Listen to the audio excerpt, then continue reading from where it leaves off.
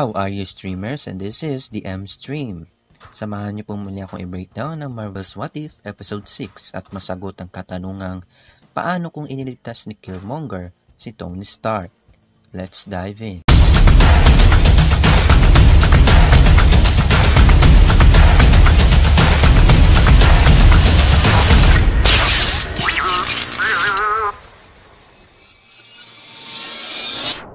Before we begin, you can comment down below to join in my custom shoutout.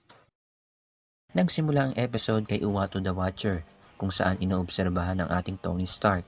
Ang ilang shot ng episode na ito ay halos katulad ng nasa pelikula, hanggang sa atakihin ng terorista ang sinasakyan ni Tony.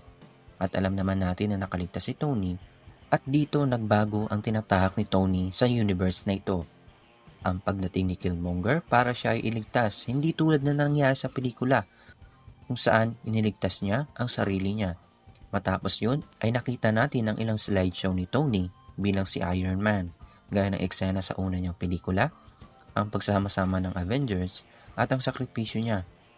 Matapos i-announce ni Tony na si Killmonger ang magiging Chief Security Officer ng Stark Industries imbis na si Happy Hogan. Nakita natin dito si Jeff Bridges bilang si Obadiah Stane. At para lalong makuha ni Killmonger ang tiwala ng lahat, binulgar ni Killmonger na isa sa mga miyembro ng Ten Rings, si Obadiah, at agaran siyang hinuli.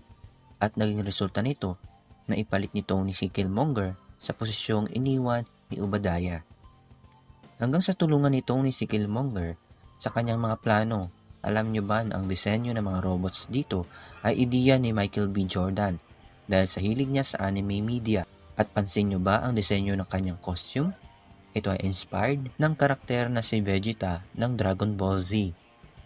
At hanggang sa humingi ng tulong si Tony kay Ulysses Klaue, ang isa sa mga naging kalaban ni Black Panther. Habang nakikipagsundo si Rhodey kay Klaue, dumating si T'Challa, kaso sa kasamaang palad, siya ay namatay, ganun rin si Rhodey sa kamay ni Killmonger.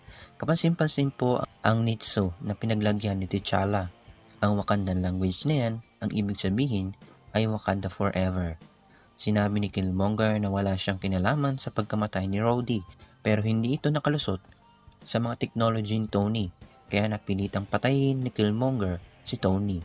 At dito natin nalaman na si Queen Ramonda ay general ng Wakandan Army.